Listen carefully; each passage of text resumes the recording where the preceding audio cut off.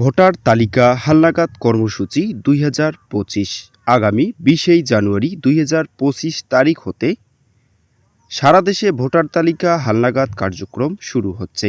আসসালামু আলাইকুম, কেমন আছেন সবাই? আশা করি আল্লাহর রহমতে সবাই অনেক অনেক ভালো আছেন। ভোটার তালিকা হালনাগাদ কর্মসূচি ২০২৫ আপনারা যারা অনেক দিন ধরে ভাবছেন কবে ভোটার হালনাগাদ শুরু হবে, কবে আপনি বাংলাদেশের একজন নাগরিক হতে পারবেন। আগে কিন্তু বাংলাদেশের নাগরিক অথবা ভোটার হালনাগাদ করার জন্য উপজেলা নির্বাচন অফিসে যাওয়া লাগতো। এখন কিন্তু আর যাওয়া লাগতেছে না, আপনারা ঘরে বসেই কিন্তু ভোটার হতে পাবেন। ভোটার হতে গেলে কি কি যোগ্যতা লাগবে এবং কি কি কাগজপত্রের প্রয়োজন সম্পূর্ণ জানাবো আজকের এই ভিডিওটির মাধ্যমে। তার আগে আপনি যদি আমার এই ছোট্ট চ্যানেলের নতুন দর্শক হয়ে থাকেন তাহলে এরকম গুরুত্বপূর্ণ ভিডিওর আপডেট পেতে চ্যানেলটি সাবস্ক্রাইব করে পাশে থাকা বেল বাটনটি বাজিয়ে দিন। আর যারা এই ভিডিওটি ফেসবুক পেজ থেকে দেখছেন তারা আমার এই পেজটিকে ফলো করে দিন।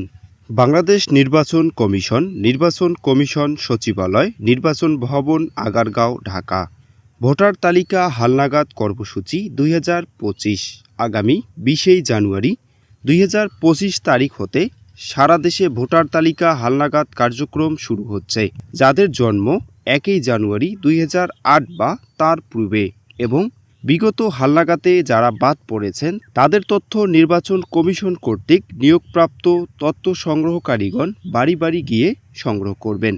এ সময় ভোটার তালিকা হতে বাদ দেওয়ার জন্য মৃত্যু ভোটারদের তথ্য সংগ্রহ করা হবে।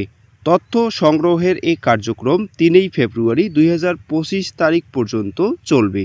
ভোটার হতে যেসব কাগজপত্র লাগবে: ১৭ ডিজিটের অনলাইন জন্ম সনদের কপি, জাতীয়তা নাগরিকত্ব সনদের কপি, নিকট আত্মীয়দের এনআইডি কার্ডের ফটোকপি, পিতামাতা, ভাই বোন প্রভৃতি, এসএসসি দাখিল সমমান, ৮ম শ্রেণী পাশের সনদের ফটোকপি প্রযোজ্য ক্ষেত্রে, ইউটিলিটি বিলের কপি, বিদ্যুৎ, গ্যাস, পানি, চৌকিদারি রসিদের ফটোকপি।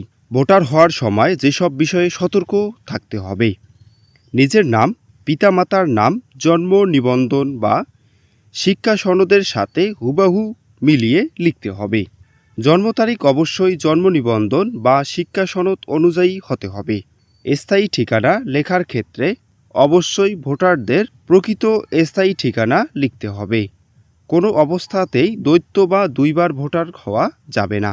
মনে রাখবেন, একাধিকবার ভোটার হওয়া আইনত দণ্ডনীয় অপরাধ। কেউ একাধিকবার ভোটার হলে আঙ্গুলের ছাপ পরীক্ষার মাধ্যমে তা সহজেই শনাক্ত করা যায়। সঠিক তথ্য: ভোটার হব, নির্বাচনে ভোট দেব। বাংলাদেশ নির্বাচন কমিশন। এই ছিল আজকের ভিডিও। আশা করি ভিডিওটি ভালো লেগেছে। যদি ভিডিওটি ভালো লেগে থাকে তাহলে আমার এই ছোট্ট চ্যানেলটি এবং ছোট্ট পেজটি সাবস্ক্রাইব এবং ফলো করে দিয়ে পাশে থাকা বেল বাটনটি বাজিয়ে দিবেন। সবাই ভালো থাকবেন, সুস্থ থাকবেন। আল্লাহ হাফেজ।